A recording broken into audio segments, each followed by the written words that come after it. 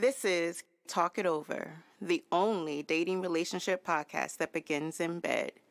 Make the time to subscribe. Now let's pull back those sheets. Can we talk about the relationships? Can we talk it over, see how we can build? Only you and I know that's the way it goes. In this big old bed, they'll talk it over, so talk it over. Can we talk it over? We can talk it over. Can we talk it over in bed? Talk it over. Can we talk it over? Can we talk it over? Oh, in bed.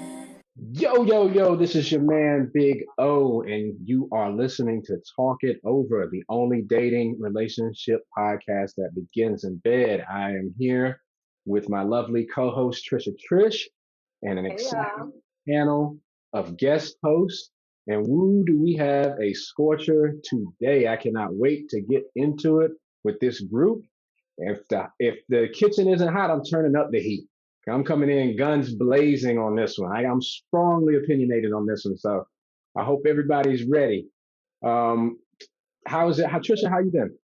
I'm good. I don't have too many complaints. Always somewhere in the world I ain't got no business being. I'm good. I had a great week preparing for Christmas. I've got literally a Christmas tree in pieces sitting in my living room, looking at me as I stare back at it. One of us going to decide what's going to happen with it. But nah, it's been a good week. It's definitely been a good week. What about you? So you keeping up your passport blessings, I see. Yes, listen. Nice. You have to. I want as many stamps in this book as I possibly can get. Flights are cheap. I'm extra cautious during COVID. So far so good. Okay, I'm glad you said you extra cautious during COVID, because I'm thinking, how is she traveling so much during this pandemic? Either she's just like, I bring it on, or has the pandemic slowed you down any? Are we seeing like a tenth of what your normal traveling schedule would be? Depending. I planned from 2019, I planned for 2020 to be a heavy traveling year for me. I made a lot of different plans, go a lot of different places. Some of it internationally, a lot of it nationally. And for a good period of time, I didn't travel. Right in the height of the pandemic, I said no, just like everybody else. But then, I when I'm going, I'm not going out of state and then ripping and running and clubbing and partying and all that. Got it, right. Well, some stuff is not open anyway. Yeah, I'm going one place and that's where I'm staying the entire time. Okay, so you're kind of quarantining yourself. Good. Exactly. All right. Listen, I say I'm smart about it. I believe you. Need to get out of Buffalo. I believe you. I just know if you ever come over here, we're going to need to put you in a separate room for 2 weeks. So, you listen. Do me like that? Yeah, I got to. It's not a game. So I'm going to go ahead and introduce the guest host, and then we're going to get to the feel-good story before we get to the topic. The newest first. We have Alexandra Hahn, who actually just published a book, and I'm going to let her introduce herself. Alexandra, how are you doing today? I'm doing fabulous. Thank you so much. I am Alexandra Hahn. My background is hotel sales and marketing. Last week, I have published my book. Congratulations. Thank you very much. It was very joyful and pleasant experience. And the title of my book is What Not to Date. Ooh, all right. So I like the sound of that one, What Not to Date. I'm sure we'll get to it during the duration of the podcast. So welcome. Glad that you are with us. And another guest host who is not a first time, but she's still a newcomer. So welcome back, Ms. Rhea Parks. Thank you. Thank you for having me again. How are you today? All is well. I cannot complain. I'm alive. Good. I'm healthy. My kids are healthy. So all is good. Yeah. Amen. Yeah. And our official newcomer, even though he's not technically a newcomer, but officially today, we're going to bring him into new. Mr. Hassan, how are we doing today? I'm doing great, my brother. I'm doing great. Glad to be here. You know what I mean? I got up this morning. I got faculty of all my fingers and all my toes, so a lot is possible. So Hassan, you were briefed on what the topic is, right? You know what we're going to get into. It's about relationships and marriage. I believe we're not going to give away too much, but yes, that is we'll get into the specifics, but I just want to know that you're brief. You're good to go, right? Yeah. All right, because listen, Yeah. it's me and you on this panel. That's it. So when the knives come out, I'm gonna be looking for you. Listen, I'm prepared, my brother. I mean, I'm and okay, and Alexandra is an author, but she's not the only author on the panel. Success Inspirations 365. Nice. It's a monographic collection for every day of the year, using affirmations, aspirations, metaphors, idioms, and wise sayings. So what not to date and Success and Inspiration 365. Every day, my brother. So is everybody ready to get into the feel-good story of the day? Absolutely. Yes. All right. So the reason we've been doing this and keeping up this tradition, I'm glad to be honored to be able to bring this news in, is because, we are all inundated with terrible or dramatic or tragedy all the time. We're bombarded with it. So we want to give our listeners and our guests a breath of fresh air and actually promote good that is happening in the world that might be overlooked or overshadowed.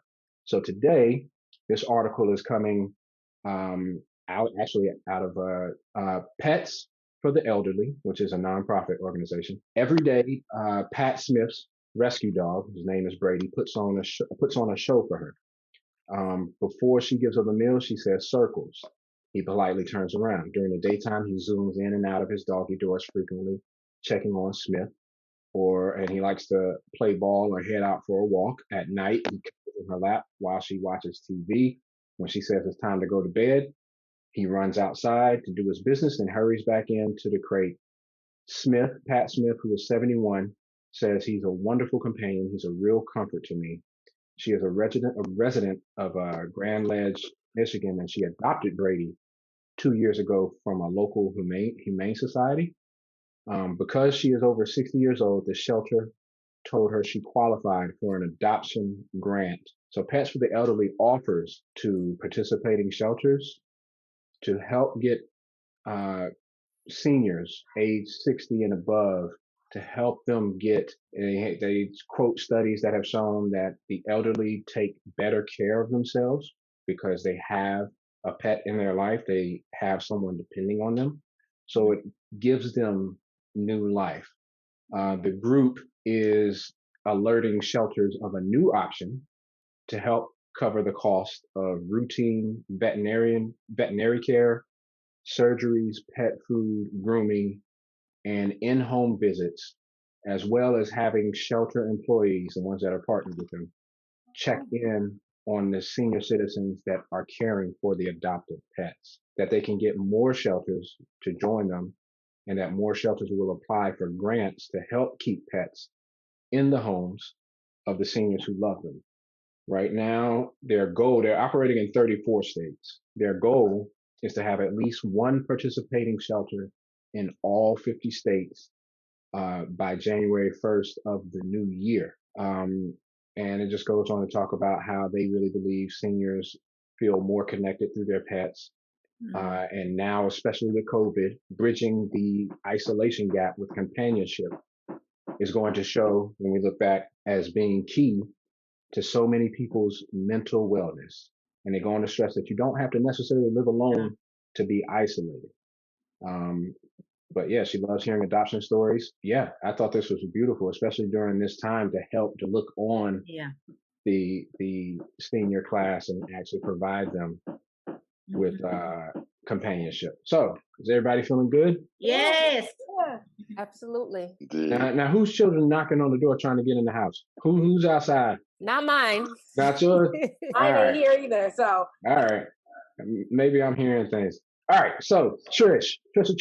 Yes, dear. Can we let our listeners know what we're about to get into today? Yes. So today's topic is marriage still a goal? Is marriage still a goal? Why is it still a goal? Why? And on piggybacking on that, why are men and women shying away from commitment? So before I throw in my 2 cents, because I'm spitting hot fire like Dylan. Before I bring my 2 cents in, I want to throw the mic over to our newest guest, Ms. Alexandra Hahn, and let's get your take on the topic. Again, welcome. And yeah, what is marriage still a goal? What do you think? Why are men and women shying away from commitment? Well, thank you so much. I do strongly believe that marriage is still a goal. And speaking on my behalf, my parents have set such an beautiful example as they've been married for 50 years. Wow. And what I see and That's beautiful.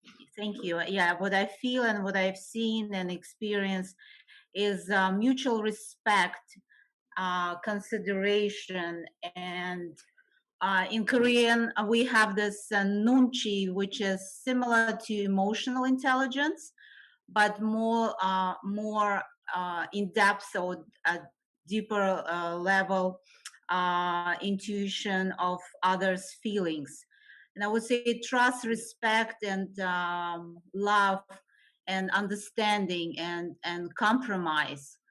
That's what I have, what I've seen, and that's how my parents instill. Very traditional, but still, I do believe in love strongly, and I believe that marriage is beautiful. It is very hard, but and complicated.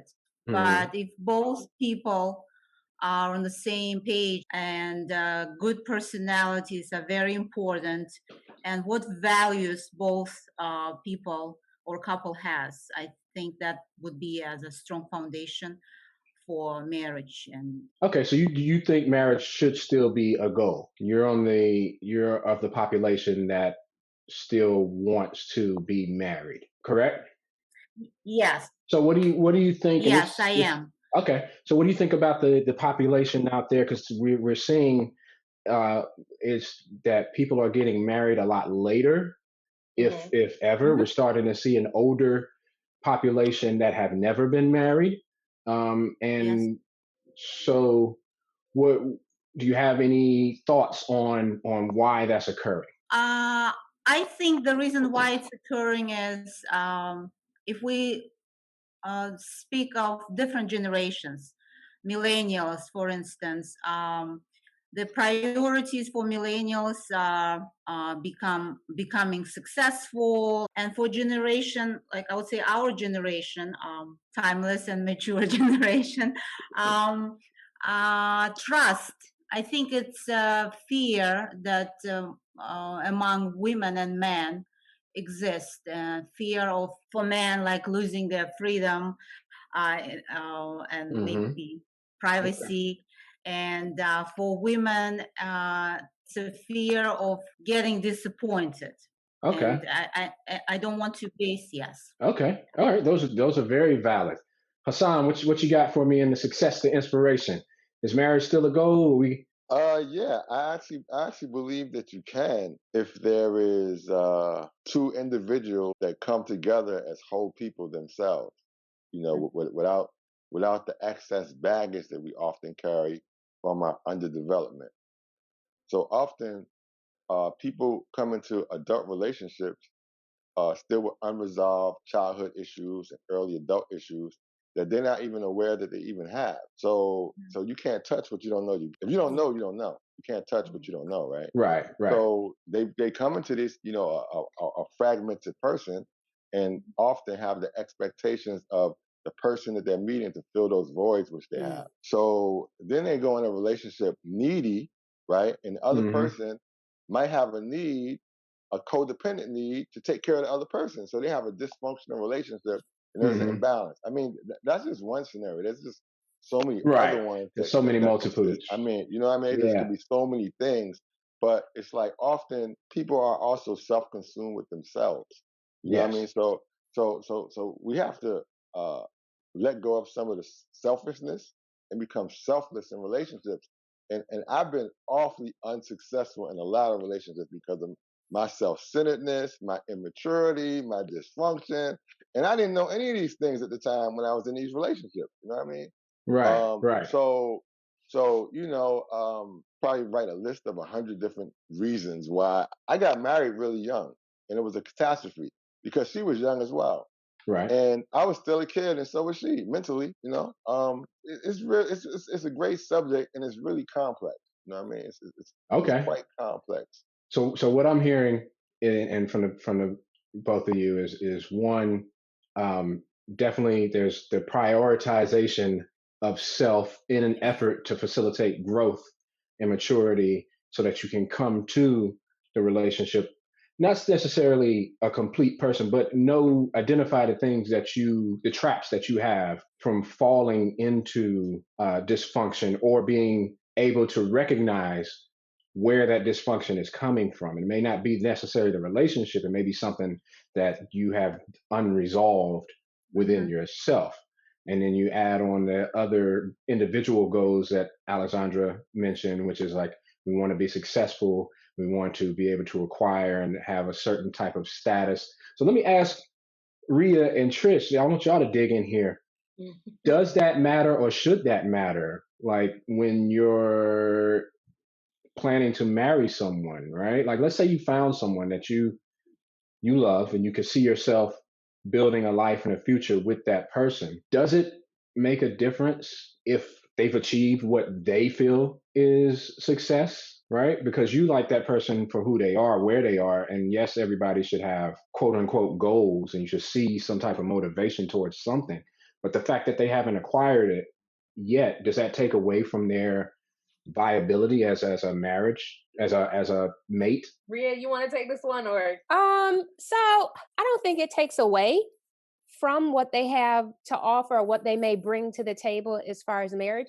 I think you have to take into consideration the other person's mindset on how they see what that person brings to the table. Because when I think about myself and my husband, and we've been married, oh gosh, is it 13 or 14 years? I can look back hands down and say, neither one of us where we are today is nowhere where we were when we first got married. We had a bunch of potential, and I think with our case, Mm-hmm. we brought out the best in each other. I can't say I would be where I am today without That's my beautiful. husband like pushing me and encouraging Uh-huh. me, and I can't say he would be the same place without me. But we realized that, and granted, when we first got married, we we were not in that place. Got Um, it. and a lot of that potential, I saw like, I need him to get it together. This is frustrating. This is annoying. And again, I think it takes both people to be in a mature enough space to realize that and recognize, okay, this is our end goal, or we're a team and working towards that. If I was with somebody that didn't see that, I'd be divorced without a doubt. So the reason I brought that up, and Trish, I want to hear from you as well. The reason I brought that up, because that is one of the reasons that I feel a lot of men and sometimes women defer getting married, because they're like, I haven't accomplished XYZ first, or I'm not earning X amount first. So why would I go on and take on the responsibility, or of if I'm not? And it goes back to what Hassan said, being a complete person, because that is something they feel is incomplete, right? I haven't established this. I haven't become successful at this. So I'm not complete enough to go and commit myself to marriage to another person. So there's a priority battle going on, right? So it's I want to be married, but I want this first. I can see myself with you, but I'm not the man that I want to be yet, because I haven't accomplished this. I don't have this position, or I don't have this job, or I don't have any job. Maybe that could be the case. So, what do you think, Trish? What do you think about the instances where people are being hard on themselves? Well, I always think of it like this: like, I'm not married and I desire to be married. But I feel like as Rhea said, if you're with someone and you see that they have potential, I don't understand why that would stop you from exploring that potential together. I feel like together we can go a lot farther than we probably can apart. And Rhea even just said it. Her husband pushed her to do things. She's pushed her husband to develop and do things himself. I personally feel like it's a little bit of selfishness. So I feel like if I'm in a relationship with you and you won't marry me because you're doing X, Y, and Z, you're being selfish, because we've already established a relationship, and as a relationship naturally progresses, the natural course of progression is usually marriage, especially long term. If we're together and that is not a goal of yours, or if you feel like you need to get yourself together before we get to this marriage, I feel like you're wasting my time. I feel like you're so selfish and so involved in what it is that you have to do that you're forgetting about the bigger picture of what we can accomplish together. um and I see this a lot. Like I see friends of mine who've been in relationships for years, and they're going through the same thing where now they're ready. One person is ready to get married, but the other person is, well, I still haven't accomplished. At this point, it's like, well, we've dedicated so much time to each other. Why don't we just go the full gamut and do it together?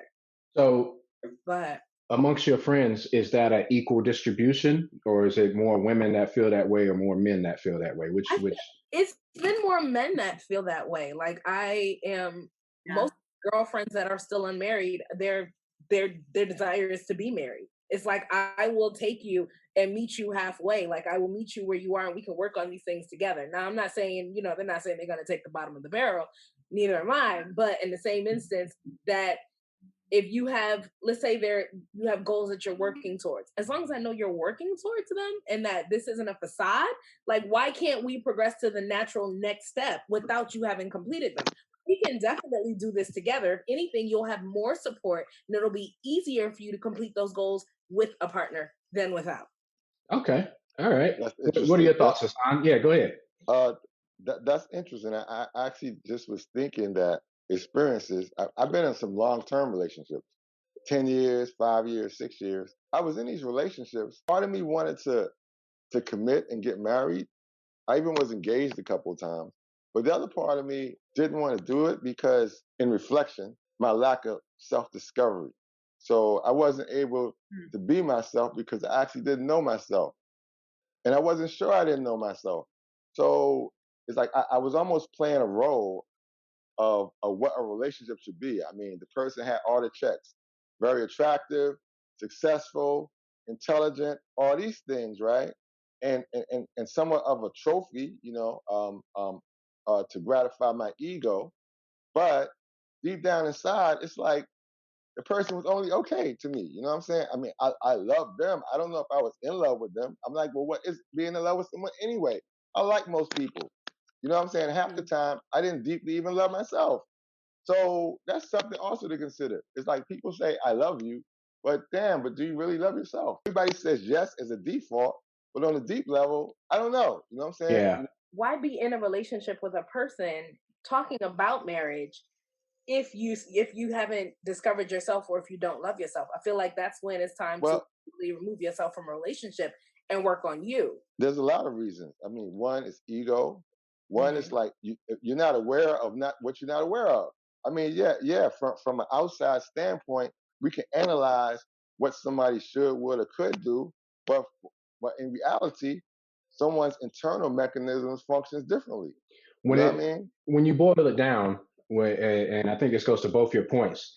Yes, there's multitude of reasons, but Yeah. the ultimate reason is always based on fear, right? Whenever you're doing something that you know doesn't sit right, the reason you're justifying doing it is somewhere there's a fear of something.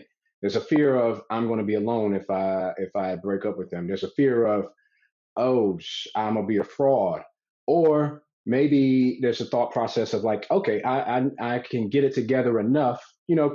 We are no better at lying to anyone better than we are at lying to ourselves, right? And so there's that whole inner monologue to Hassan's point, and this is just, again, one example. It doesn't mean this is what was happening, but this is just one of many possible scenarios. It could have been like, you know what? I'm going to keep this person because when I do get myself and when I do find that love, then I'm ready, right? That's the only barrier. And we're telling ourselves that, but maybe it was just the ego protecting himself from something deeper. Maybe it's like, no, no, no, no. There's a lot down here that we got to get to that I'm not going to give to you right now because it'll wreck your world, right? You got a lot of things going on. You got a lot of good things going on. So that's what we want. We want the body, we want the human vessel to thrive. We want it to be fruitful. We want it to be healthy. So we're going to lie to ourselves, and even our subconscious will say, yeah, yeah, yeah, you're doing good. You're doing good because you're alive, right? You're alive, you got a Yeah. mate, you got potential, you got a future, there's hope. We start revealing some stuff, woo, then it's like that light gets a little dim. Um, Alexandra, Yes. anything in your experience, or any maybe even in your book, anything that speaks to anything we've discussed? Absolutely. I do also think that confidence and being very self-confident and self-secured. And from my experience, I actually was engaged, and we've been together for 4 years. And year after we met, my ex-fiance proposed to me. The problems, I would say not the problem, but his insecurity caused a lot of jealousy, because at that time it was I was at the peak of my career, so I got promoted, and in his mind, he was not good enough, and he was constantly uh, talking and kind of like saying that, oh, you can find better and richer, and even though never for me materialistic things didn't really matter. But I think it when a man or a woman is not confident or is not secure, self-secure, and if the other person doesn't have confidence in himself or herself, and that will also cause like fears of losing me in this situation, this relationships, and it was just then it went down the hill. Okay. So Okay, so something I want to throw into the mix. I'm about to turn up the heat, right? Because everything that we've been talking about, everything that everybody's been saying, comes from the standpoint of reasons why a person may want to get married, but just doesn't pull that trigger. And I think that's great, and I think that's something that definitely needs attention and may need its own segment where we kind of pick apart how we kind of self sabotage, whether it's lack of growth, whether it's selfishness, whether it's immaturity, whether it's the hope of wanting to attain something, whatever it may be that we kind of self sabotage. But I want to talk about, and like I said, I'm about to turn up the heat. What about the reasons when somebody says, I don't want to be married? What about the population that says, you know what? I'm not even trying to be married. Why do I need to be married? Married for what? Married Oh for man. what? What is Wow. marriage? And I've been on the fence with this for years, because I do come from I had a great example of my mother and father, who are still married to this day. A great example growing up. However, as I grew up, my mind started questioning, what is marriage? What is the point? What is the institution? Why is it such a huge, huge, huge ball? If this is not the goal, then I don't want to be with this person in a relationship. In my mind, I'm like, well, are you with me, or you just want to be with me to get to the marriage? Right? What if I said I don't want to be married? Am I still viable? Am I still valued to what I bring to the relationship? If I got to be with you through obligation and not by choice, that kind of tarnishes it for me. That diminishes it a little bit for me. And I feel vice versa. I feel like, hey, don't be with me because this legal obligation, this contract that we sign. If you don't like what's happening, you are an individual. I don't own you. You don't own me. You have the right to do what is best for you at any moment in time. And if I am not that, then I can't blame you. I can't hold that against you. If I keep you, if I want to keep you and I value you, then I'll do what I can. Right. But if it's not enough, it's not enough. And I don't want to be in a relationship where that's the case and they're only there because that, to me, I feel like, hey, let's talk about that. Let's talk about, why is marriage such a big deal? Right? What is it? Why can't I be with you and have the same marriage under a different name? We're together. yes. I'm committed to you for life. I just did not go in front of a preacher or a judge or a pastor, but it doesn't take away my commitment to you. I see a lot of heads, and let's go. Let's get That's a into very it. good Let's go, question. Trish. Let's go, Rhea. I want to hear why. Bring it on. Rhea, you've been Well, married for 13 years. What if your husband was like, look, I'm with you to the end, but I just can't sign a paper. So that wouldn't work for me. Why? Let's talk about it. Why? Okay. So at the age I'm at now, like looking at marriage and then thinking about when I got married. So my answer then would have been very differently. So I know for me, like I need the security. God forbid you die. Like I need some sort of financial benefits from being legally married to you Uh-huh. and things of that nature. Like, so for So me, go ahead. a power of attorney wouldn't work. Instruments. There's got to be instruments no, that we can.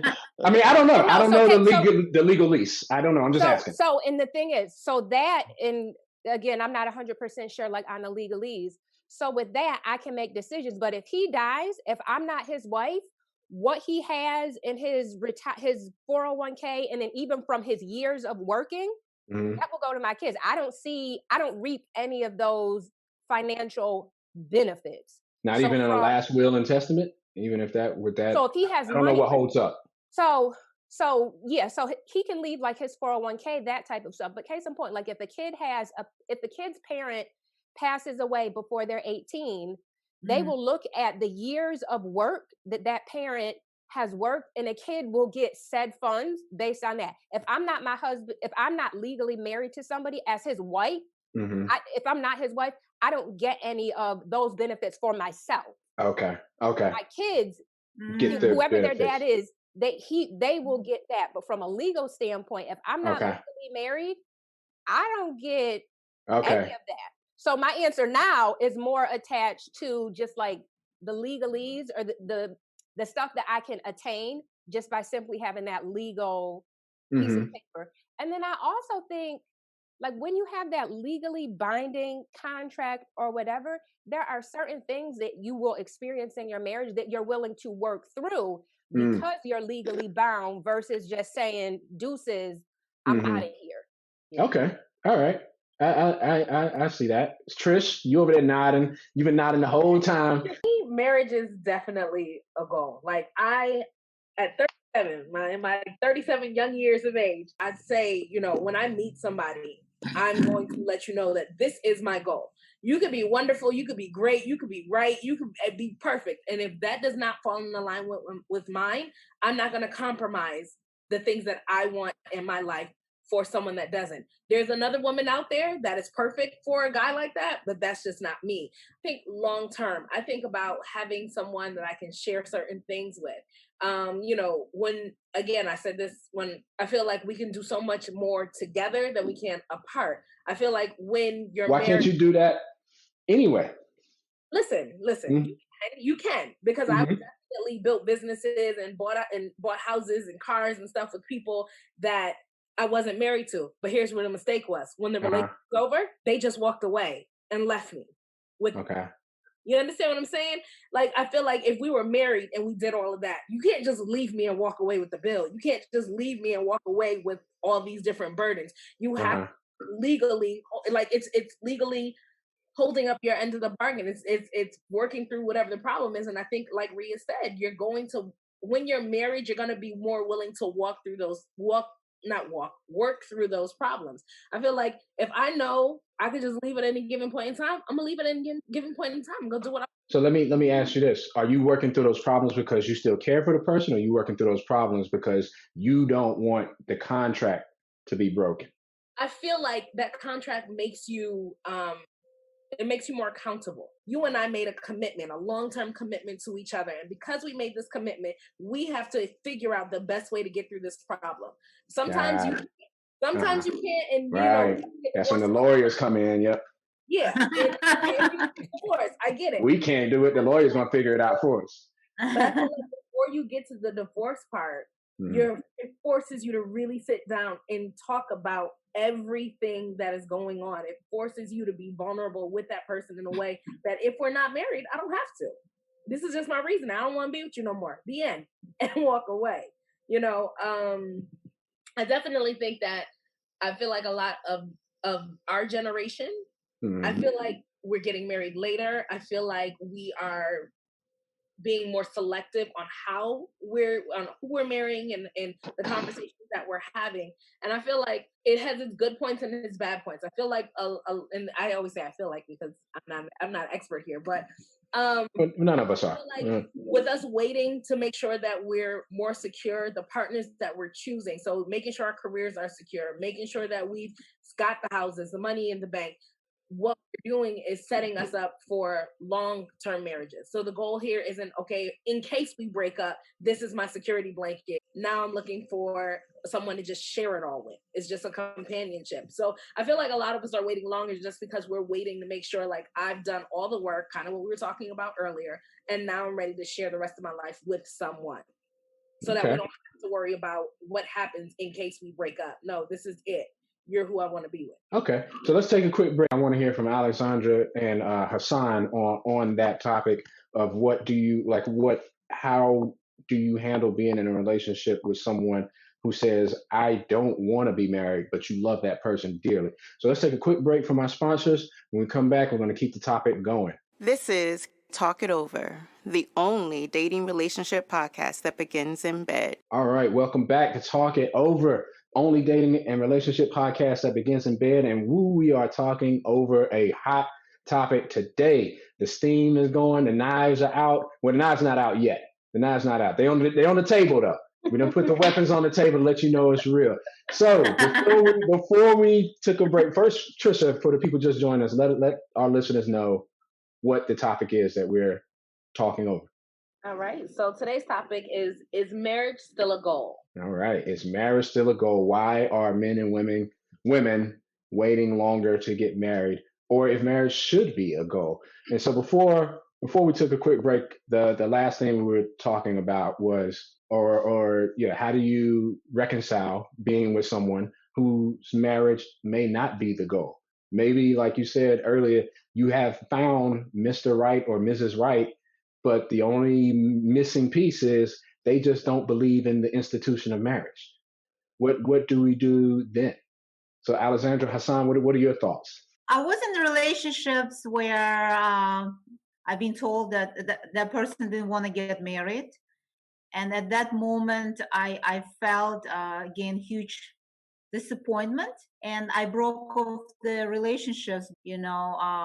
Actually, marriage was my goal, and it still is my goal. But for that person, the problem was he didn't believe in marriage, and he didn't think that in order for both people to be happy, and the piece of paper would determine and kind of certify your love and your relationship. So, and my opinion and my take on that is that person is not doesn't have this greater sense of not only commitment but maybe responsibility. And I think just the person didn't feel confident and secure, and doesn't believe in marriage. And for me, it was a deal breaker. Okay, so marriage. So what I'm hearing, marriage is the penultimate symbol of commitment. I am accepting all responsibility for us as a union, through good and bad. If when it's bad, I'm not, because I'm married, I'm submitting on paper, I'm submitting in front of courts that if it does get bad, I will make the best decision possible to try to restore and stay and get the union back to good, right? Mm-hmm. And so marriage is the ultimate symbol of that. And everything else, if it's not marriage, it falls short of that. Nothing else can get to that, can equate that level of commitment. That's a question. Am I wrong? Is there anything? I don't know. Did I stump everybody? Should I repeat the question? Repeat the question. It veered away from what what we were talking about before, and I'm still stuck on what we were talking about before. So that's like to the left. Okay, all right. So maybe that deserves its own. Maybe that deserves its own. Yeah, that's its own segment. Yeah, that may have its own segment. Yeah. Okay, so we won't go that deep. I won't hit them. I told you I was turning up the heat. I told y'all before. But to ride off of the first topic, what we were just speaking of, I've been in relationships where the woman didn't want to get married. I was like, cool, it's like they was like, I want to be in a relationship, but I don't want to get married. I'm like, okay, because I really didn't want to be married either. So we just Okay. had a sex relationship or casual relationship. So I never viewed it as being permanent. Okay, it had a time period, but it was an expiration date. But I didn't know what the expiration date was that time. So I did that over and over again. And sometimes I just didn't want to be committed to that person So because you I was didn't view them as someone I wanted to be with forever. I viewed them as someone temporary to satisfy her and my needs, and then that was it. you and So Common got a lot in common. Serial monogamous. yeah, Serial man, monogamous. Yeah. because my mindset, because see again, this was childhood conditioning. Because my conditioning was that have all the women that you can have the time of your life with women, have one, but have others. You can have a relationship, you can be married and have other women. Because my father was a womanizer. He had my mother, he had girlfriends, he always had women. So it was normalized. My uncles, my cousins, and that's the programming that I had. So for me going out into the world trying to deprogram, it was uncomfortable because I've Right. been programmed a It's a different lot of way. work. Yeah. It's a lot So of I'm work. trying to conform to society's um, um, um, expectations and individuals' expectations, because I would find I would like someone and I like spending time with them. And I would even say that I wanted to commit. But then when I go out, I would just go back into, the Your commitment programming. wasn't as strong to stop me. Even when I was married, I still cheated. I've been a serial cheater in relationships. I'm single. I'm open, but I'm not particularly looking. Um, uh, I would like to be committed. You know what I mean? With Okay. that person that the synergy is just there. Um, but that hasn't happened yet. You know what I mean? I'm So not. so do you think now, after having gone through that learning experience and recognizing exactly where that program was instilled, do you think that you are now done enough work on yourself to be in a position to say, all right, yes, if I'm with someone Yes, and that partner says she wants to be married, I am feeling yes, I confident enough am. to Yes, okay, I cool, am. cool, cool. So the Yes, growth, actually, I am in that position now where I mean, not just her, but me agreeing to it too. You know what I'm saying? got It's you, not her got you, got you, accepting me; it's me accepting her too. got And you. if I'm totally comfortable with it, yeah, I'm down to get married. Even at this time, I'm a little older than some of y'all here, but it's cool. I'm down to get married. I never say never. It's never too late. I'm open minded, to new things and new people. So yes, definitely. I mean, that would be Okay. great because I've never experienced being married and having Hmm. a family. I do have a son. I have been Hmm. married. I've been in relationships, but I've never been married with the family and the whole nine. So yeah, that's something that I aspire. Yes, from this Okay. point forward, sure. So, Trish, yeah. Why is it something that you aspire? As O just was mentioning, from going through self-analyzation, going through self-development, self-discovery, recovery, and all that stuff, I've learned a few things about myself, and I've been able to heal some wounds and shift some perspectives, and that I've come to a point where I wouldn't mind sharing myself with someone else. I didn't have the capability of sharing of being truly open and able to share myself with someone else because I didn't even have a hold on who the hell I was. So it's like how I'm going to share something that I can't grasp myself. It's impossible. Yeah. So now, just at a different stage, it's like, okay, I have a greater sense of who I am, what I want, what I mean, where I am in the world, what my purpose is. So now I come with some things, as an individual, to bring to someone else. And with that person bringing their own set of things, it's like we could merge some things together and, become this collective. You know what The I two mean? This wholes collective make a universal bigger whole. force. Yeah. You know what I'm Yeah. saying? So provided that we are, traveling, the same direction. We don't got to be on the same specific bandwidth, but at least we have to be going in the same direction. You know what I'm Gotcha. Mhm. saying? With some Gotcha. interchangeable abilities for us to synergize ourselves. So one of the things I think is really important in what you just said was the ability to share and open yourself, which is can be scary for some people. Some people can do it with whoever they meet. They meet Tom, Dick, and Harry on the street, and they're just giving them their life story, right? They just like, I'm Right. from this place.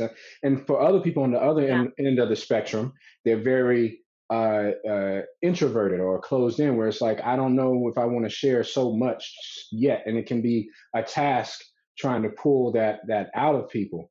So I think that's very important, because in a marriage, you are going to have to share. That is supposed to be the closest person to you on the planet, right? There's supposed to be no secrets, nothing that somebody else knows that your partner doesn't already know about you. Supposed to be. There's a lot of things that's supposed to happen, but that is what a successful relationship, not even just marriage, but a successful relationship that can get to and grow into a successful marriage. That's one of those things that are going to be very, very, very important. Two things I want to do real quick.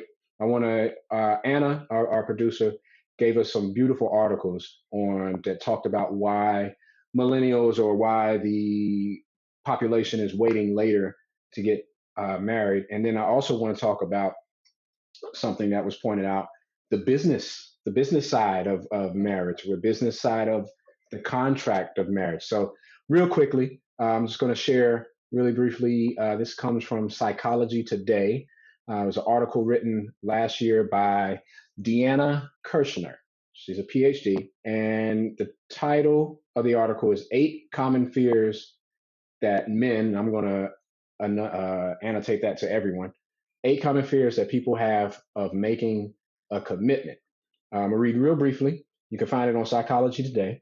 She says, in her clinical experience, these 8 common fears, have roots in childhood and adolescence. All right. She's a clinical psychologist and researcher, and she found 8 common fears of commitment. Number 1, fear of rejection. Number 2, fear of being controlled and smothered, losing that independence, losing that identity. Number 3, fear of not being lovable. Number 4, fear of not measuring up. Number 5, fear of being found out. Number 6, fear of trusting a woman. Number 7, fear of growing up. And number 8, fear that he can't make the right decision. Now, the article has tons of examples that she has given based off of her work with her clients and through research. So if you're interested, go check out Psychology Today, 8 common fears that men have of making a commitment. So I just wanted to share that really briefly with our listeners. I do want to talk about the business. The business of marriage, the contract, right? Because it is a contract, right? As some people have said. So let me ask you, and you guys don't have to speak specifically on that. If there's something that you wanted to talk about from that article I just shared, please feel free. If we're looking at marriage or the license of marriage as a business contract, would you necessarily sign that contract in any other circumstance, right? If this was not like that contract that says if it's a business, let's say it's a business, you're going into this business, which is the marriage, but you're going into this business, take emotions out of the equation because we're just doing it as a contract, right? Would you sign a contract that says you are committed to this business for life? All right. That businesses, you know what it takes to get a successful business? You know how many things can go wrong in a business, and you're going to sit here and put yourself on the hook for life? If this business gets sued, you got to take the hit for life. If this business goes under, you got to take the hit for life. There's no getting out of this business. Competitors come in, they take your business partner. You got to stick here and handle this business by yourself for life. Or am I overstating the contract portion of it? No, I'm sorry, y'all. So I just feel like what this sounds like is fear. With anything you do, there is a risk in it. There is a risk. Yeah, I'm not saying that. But the life part. Would you sign a contract with a person that you're going into business with that says you got to be in business with this person for the rest of your life? No, even in business, if it was the right business, if it had the potential to grow into something great. I mean, let's think about it like this. We know several Fortune 500 companies that started with just an idea. People didn't know if it was going to work or not, and they went out on a limb and they did it, and now they're billionaires. Same thing. Okay, that's an exception though. It's not. How many businesses fail? Anything has the ability to be great as long as you work hard at it. Yeah. Everything has the ability to do that. Everything has that potential. Exactly. But if you start breaking out the numbers, 70% of businesses fail within the first 5 years. 80%. 80% of businesses fail. 80% fail the first 5 years, and out of the remaining 20, 80% of them fail in the next 5 years after that. So in 10 years, most businesses definitely fail. But you don't But sign a contract that says for life. Go ahead, Rhea. but in all these like failures, to me Mm-hmm. that's just that's just room for renegotiation. That doesn't mean Okay, you fail. so That you're doesn't not mean going you fail from it. That just uh-huh. you go in there and you figure what needs to be tweaked and what needs to be changed. That doesn't mean like, oh, I'm just going to throw everything overboard and walk away. That to me, like failures just shows, okay, there's room for growth. What do we need to change to get one step closer to our ideal, whatever? Okay, so you're not selling. So it's like, all right, the shirts didn't sell. Let's sell these pants. The pants not selling. Let's sell these hats. Right. You know what? We're not even selling no more fabric because we can't sell fabric. We can't sell clothes. Let's get into the tech world.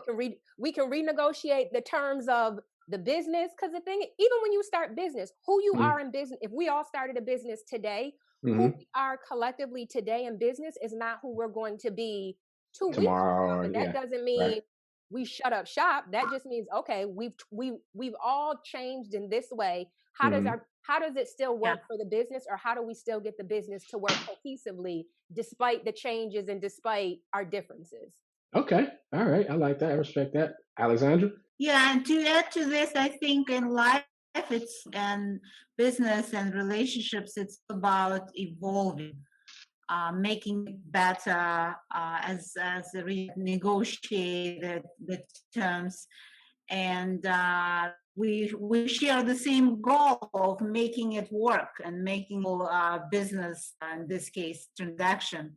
So in order to achieve that, we wanna, as we said, give a fine tune and look at the reasons and what obstacles, and work on it together. And also to add to make this business work, I'm going to enter into marriage being very happy, and I consider myself as fundamentally happy person. And I think if I'm content with myself and with my life and where I am at now, I can make that other person happier and make this relationships, in this case, business, work. Okay, all right.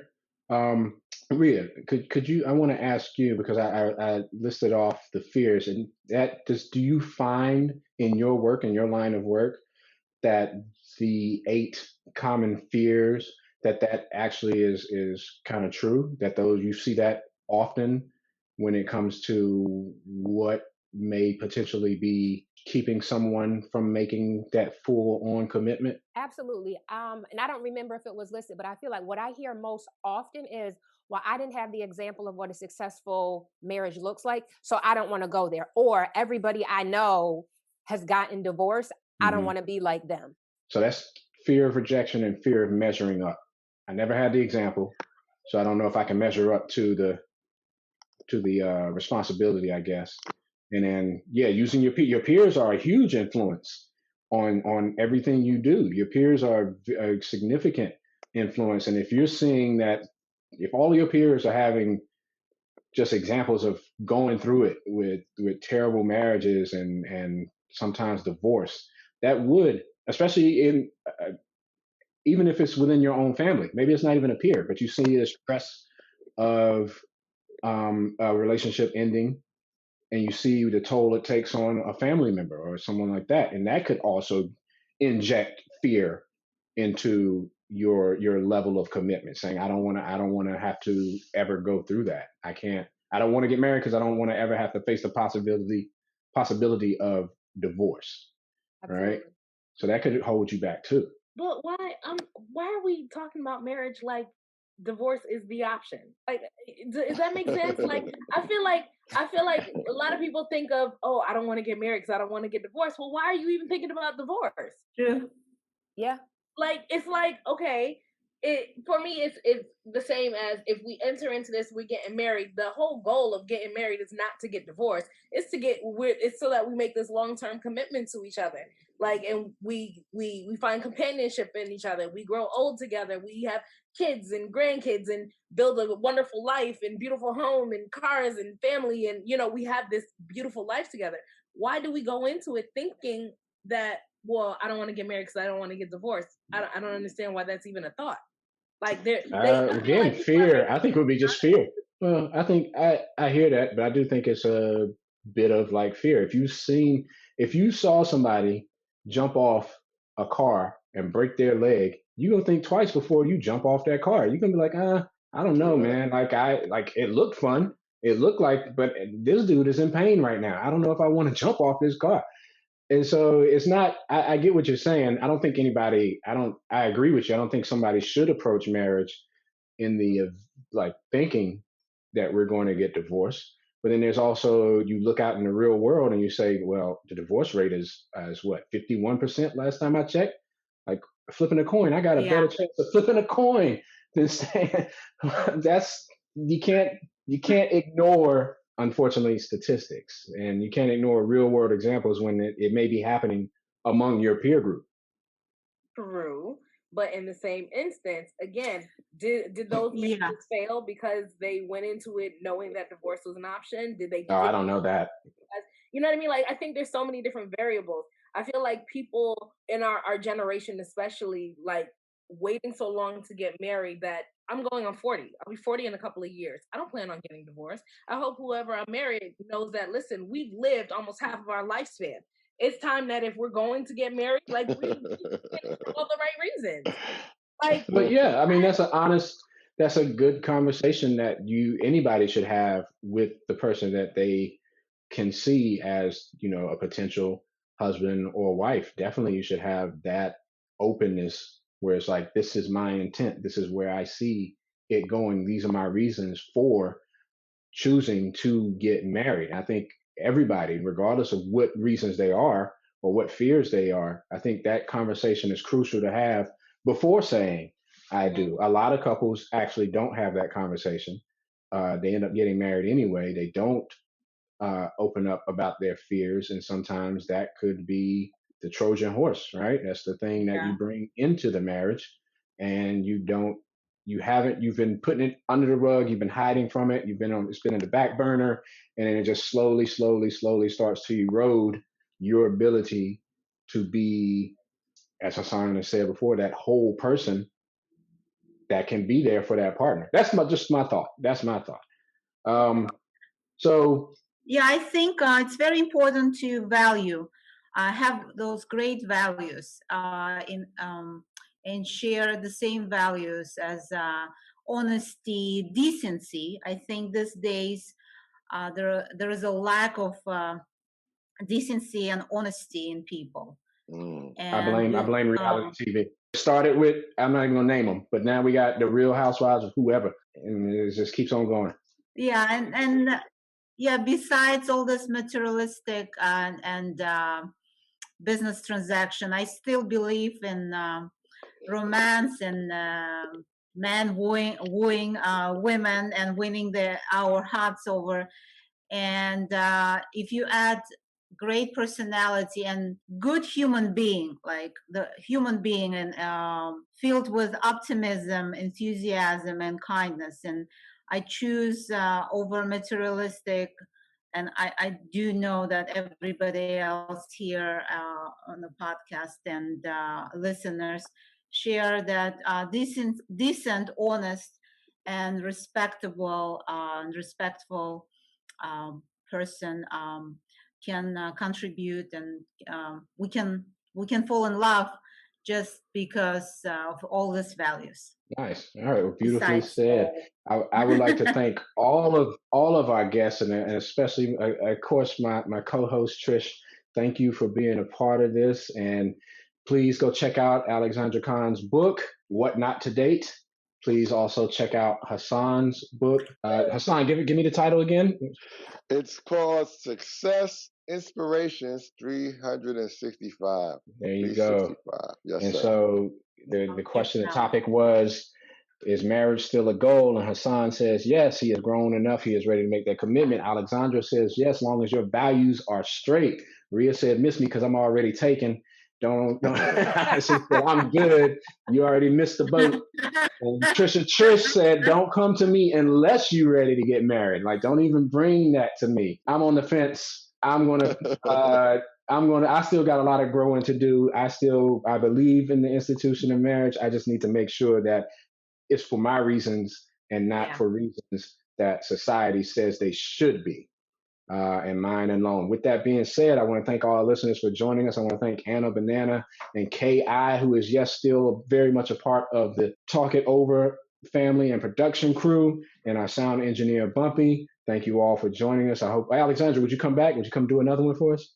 Oh, absolutely. It would be a great pleasure. And thank you so much for having me. Absolutely, absolutely. Rhea, I want to see you in here. You've dropped a couple of jewels that I would love to get their own segment. So hopefully we can make that happen and get you back in here again. And Hassan, Mr. Hassan, this was your first time through. Would you like to join us again in the future? Certainly. Oh, definitely. Yeah. I'm on deck. I'm on deck. Nice, beautiful. Yeah. Thank you. And Trish, depending on what time zone you in, listen now. Hey, listen, you can't go too far because we're not gonna be doing these podcasts at like 9 a.m. to accommodate you over in the Philippines or Pacific Islands. I make no promises. Wow. All right. Well, you're gonna be the one. You're gonna be the one up at midnight trying to get on our time schedule. I'll do what I will do what is necessary to make that happen. Okay. All right. So, in the words of our original host, KI, slow motion. Thank you all. Thank you. Guys. Peace. Bye. All right. Peace. Bye. Peace. Take care. Ciao. Bye.